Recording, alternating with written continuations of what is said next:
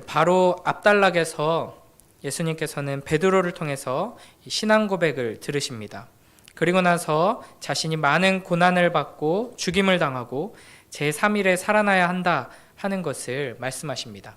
그리고 제자들에게 자기를 부인하고 날마다 자기 십자가를 지고 나를 따르라 명하셨습니다. 그리고 나서 오늘 보면 바로 앞에 9장 1절에서 이렇게 말씀하셨습니다.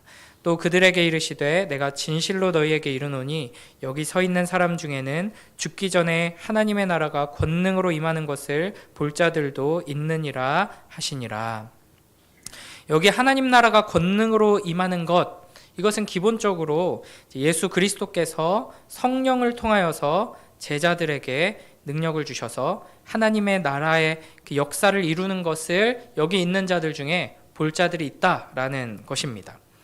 실제로 제자들 중에 많은 이들이 교회가 흥왕하는 것, 복음의 능력이 온전히 나타나는 것을 보고 경험하고 거기에 동참하게 되었습니다. 그러나 이제 이 말씀을 이제 바로 이어지는 문맥을 따라서 보면은 바로 뒤에 2절부터 이어지는 오늘 본문에 등장하는 이 변화산 사건과 연관되는 또 말씀임을 알 수 있습니다. 그러니까 성령 강림 이전에 또 예수 그리스도의 부활과 승천 이전에 이 세 명의 제자들은 특별히 예수 그리스도의 그 영광스러운 모습을 직접 마주하게 되는 것입니다. 2절부터 4절을 보면은 마가는 대부분의 사건들을 날짜나 시간을 언급하지 않고 곧 그리고 즉시라는 표현을 통해서 계속 빠르게 이어갑니다. 그런데 이 변화산 이야기는 엿새 후에라는 말로 시작합니다. 의도적으로 이 표현을 넣은 것인데요. 출애굽기 24장에 모세가 산에 올라가서 하나님을 뵙기 전에 이제 6일간의 준비 기간을 이제 상기시키는 장치라고 할 수 있습니다. 이 두 장면을 잘 비교해서 보면 매우 유사한 점이 많은 것을 발견하게 됩니다. 그러니까 마가는 이 사건을 여호와 하나님께서 시내 산에 임재하셔서 모세를 만나신 그 사건과 연결하면서 예수 그리스도를 새로운 모세로 이 선지자의 완성으로 그리고 있는 것입니다. 3절에 그 옷이 광채가 나며 세상에서 빨래하는 자가 그렇게 희게할 수 없을 만큼 심히 희어졌다라는 말씀은 다니엘 7장 9절 말씀과 연관이 있습니다. 다니엘서에 등장하는 그 옷이 흰 눈같이 흰 존재가 있는데 이분은 옛적부터 계시니 곧 하나님이십니다. 그러니까 마가는 지금 예수님의 변화를 다니엘서의 예언이 성취된 것으로 그리고 있으면서 이분이 바로 하나님이시다. 지금 예수님에게서 하나님의 영광이 나타나고 있다라고 표현하고 있는 것이죠. 4절에 보면 엘리야와 모세가 등장합니다. 이 두 인물 모두 산에서 하나님의 영광을 목격한 사람들이죠. 모세는 시내산에서 하나님께 이제 율법을 받았고 엘리야는 세미한 음성 가운데 임재하시는 하나님을 경험했습니다.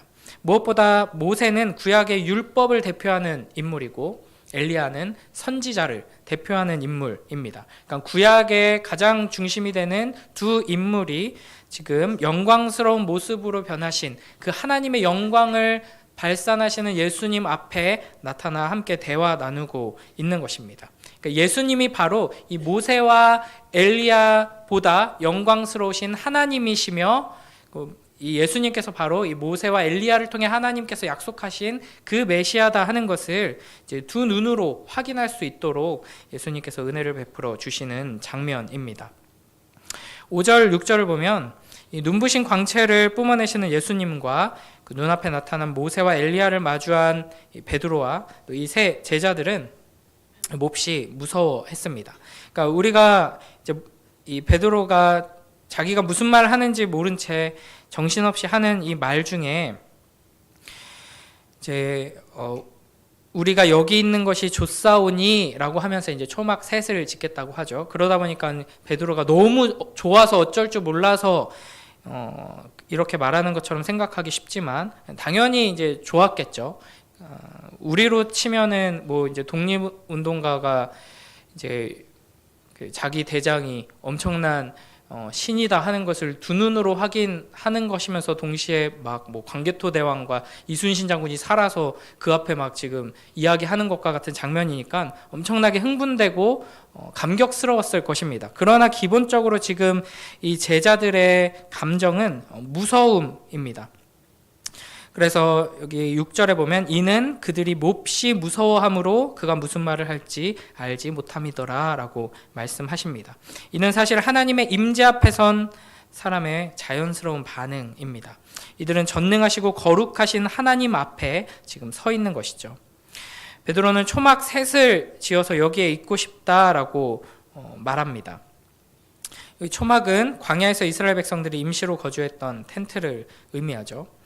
베드로는 바로 직전에 예수님께서 십자가에 달려 죽으시고 부활하셔야 한다라고 가르쳐 주셨는데 그 말씀은 까맣게 잊고 지금 영광의 빛으로 밝게 빛나는 예수님과 그 이스라엘의 위대한 영적 지도자 모세 그리고 선지자 중에 선지자 엘리야가 함께 있다면 지금 당장이라도 하나님 나라가 이제 임하겠구나라고 생각한 것입니다.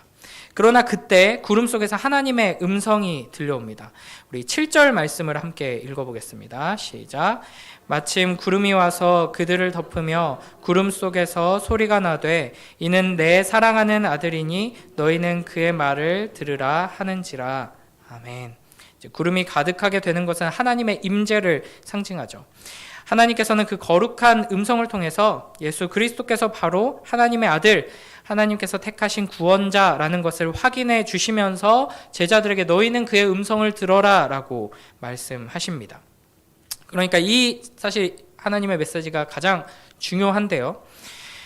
예수님을 자기 생각을 기준으로 끌고 가려고 하지 말고 너희가 예수님께서 무엇을 말씀하시는지 잘 듣고 그 말씀에 따라가야 한다라는 겁니다. 그러니까 예수님을 통해서 수많은 기적들을 경험하고 능력을 이미 알았죠. 그런데 그것을 뛰어넘어서 이분이 진짜 하나님이시구나라는 것을 두 눈으로 똑똑히 보았습니다. 그때 이제 제자들이 느끼는 감정은 예수님이 무엇을 말씀하시든 따라야지가 아니라 더 자기의 소원이 강화되는 것이죠. 이 땅에 군사적이고 정치적인 이전에 다윗과 솔로몬의 그 영광이 회복되고 그런 나라들, 예수님이 그런 나라를 이루시면 내가 높은 자리에 오르고 막 이런 것을 꿈꾸고 그게 나름대로 그들이 가진 하나님에 대한 소망이고 하나님의 약속에 대한 이해였죠. 그러나 하나님께서는 그게 아니다. 지금 이 영광 중에 계신 나의 아들이 너희의 구원자가 너희에게 뭐라고 말하는지를 잘 듣고 그걸 순종해야 한다라는 거고요. 예수님께서 지금 이 제자들과 함께 하시면서 계속 반복적으로 말씀하시는 것, 그리고 이 장면 앞에서 분명하게 가르치셨던 건 십자가의 죽음이었습니다. 주님의 영광을 이처럼 특별하게 맛본 사람들은 당연히 그 영광의 자리에 계속 머물고 싶어 합니다. 하나님을 만나고 하나님의 말씀의 은혜를 체험하고 예수 그리스도와 친밀한 교제를 나누며 세상이 줄 수 없는 위로와 기쁨을 맛본 사람은 그 자리에 계속 나아가길 소원하죠. 그게 당연합니다. 그래서 우리는 계속해서 예배의 자리에, 기도의 자리에, 말씀 앞에, 교제의 자리에 나아가기를 힘쓰는 것이죠. 우리는 마땅히 이 제자들이 맛봤던 놀라운 영광을 맛보기를 소원하고 갈망하고 주님 나도 그 영광을 보게 하여 주시옵소서, 맛보게 해 주시옵소서라고 기도해야 할 것입니다. 그러나 역설적이게도 우리가 하나님의 영광을 맛보면 맛볼수록 그 자리에 더 있기를 사모하면서 더 큰 영광을 맛보게 될 텐데 그 영광은 우리로 하여금 십자가의 길로 우리를 인도하게 됩니다.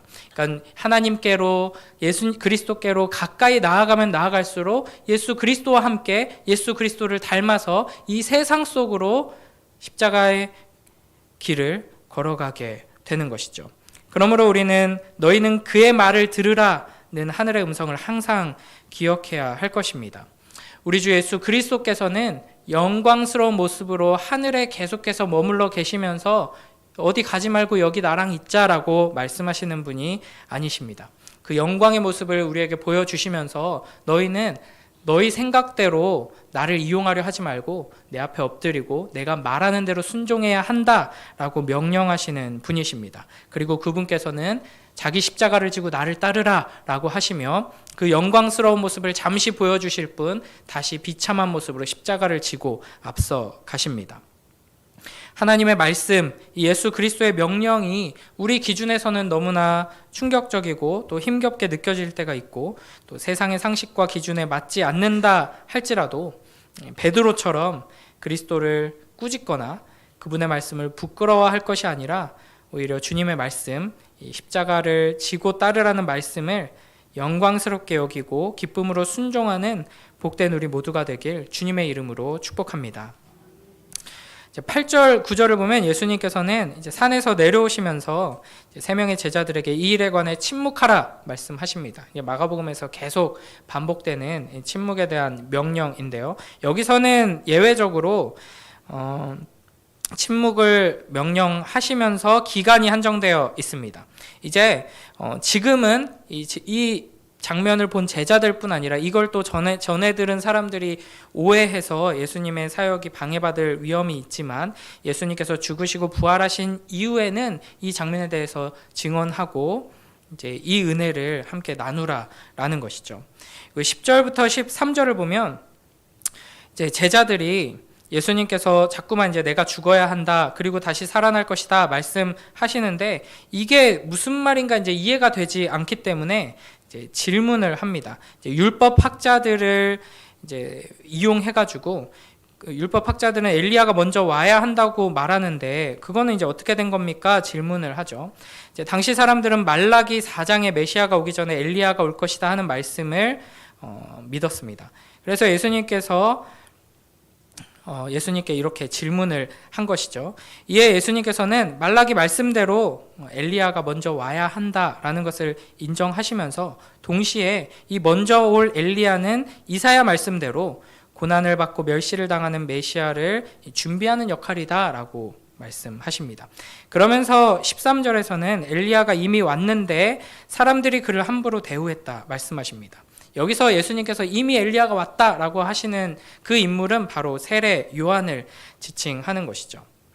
그러니까 제자들뿐 아니라 당시 모든 사람들은 이 목배임을 받아 죽은 세례 요한을 엘리야로 생각할 수가 없었습니다. 그들이 기대했던 메시아가 행할 일은 이제 정치적이고 군사적인 승리고 그런 종류의 영광이었기 때문입니다. 그러나 예수님께서는 하나님께서 메시아를 준비하기 위해 미리 보낸다고 하셨던 엘리야가 이미 왔고 그게 세례 요한이고 메시아는 고난받는 종으로 죽임당한 어린 양으로 오기 때문에 그를 예비하는 세례 요한이 죽은 것이다. 엘리야가 죽었듯이 메시아도 당연히 죽을 것이다 하는 것을 지금 이 제자들에게 알려주고 계시는 것입니다. 베드로와 요한과 야고보는 이 산 위에서 경험한 이 놀라운 사건에 대한 의미를 지금 이 시점에서는 깨닫지 못했을 것입니다. 그러나 이 장면과 또 생생하게 들려온 하나님의 음성을 평생 잊지 못했을 것입니다. 그리고 예수님께서 십자가에 달리시고 나서 부활하시고 승천하신 후에 그들은 이 놀라운 사건이 주는 의미에 대해서 확실하게 이해하게 되고 이 경험을 통해 그들은 십자가의 길을 걸어가는데 큰 힘을 얻게 되었을 것입니다. 그래서 베드로후서에서 베드로가 이렇게 고백합니다. 베드로후서 1장 16절에서 18절입니다. 우리 주 예수 그리스도의 능력과 강림하심을 너희에게 알게 한 것이 교묘히 만든 이야기를 따른 것이 아니요 우리는 그의 크신 위엄을 친히 본 자라. 지극히 큰 영광 중에서 이러한 소리가 그에게 나기를 이는 내 사랑하는 아들이요 내 기뻐하는 자라 하실 때에 그가 하나님 아버지께 존귀와 영광을 받으셨느니라. 이 소리는 우리가 그와 함께 거룩한 산에 있을 때에 하늘로부터 난 것을 들은 것이라. 아멘. 이 시간 우리가 함께 기도하며 나아갈 때 하나님은 우리에게도 이와 같은 놀라운 하나님의 영광을 맛보고 경험할 수 있는 특권을 허락하여 주시옵소서 함께 기도하길 원합니다. 그리고 우리가 그 영광을 보고 영광 가운데 계신 예수 그리스도를 사랑하며 십자가를 통해 우리를 영광으로 인도하시는 그분의 명령에 순종하는 우리가 함께 십자가의 길을 걸어가는 복된 삶이 될 수 있도록 인도해달라고 함께 기도하는 복된 우리 모두가 되길 축복합니다. 기도하겠습니다. 하나님 아버지 감사합니다. 변화산 사건을 통하여서 예수 그리스도께서 영광 중에 나타나신 장면을 확인하게 됩니다. 아버지 하나님, 우리의 삶 속에서 또 우리의 예배 가운데 우리가 이와 같이 찬란한 예수 그리스도의 영광을 보게 하시고 하나님의 그 영광 앞에 감격하며 엎드릴 수 있도록 축복하여 주시옵소서. 또한 그 영광 앞에 주께서 우리에게 주시는 명령에 순종할 수 있게 하시고 그 영광을 사모하며 우리에게 주어진 십자가의 길을 우리가 함께 격려하고 기도하며 걸어 나갈 수 있도록 우리를 축복하여 주시고 인도하여 주시옵소서. 감사드리며 예수님 이름으로 기도드립니다. 아멘.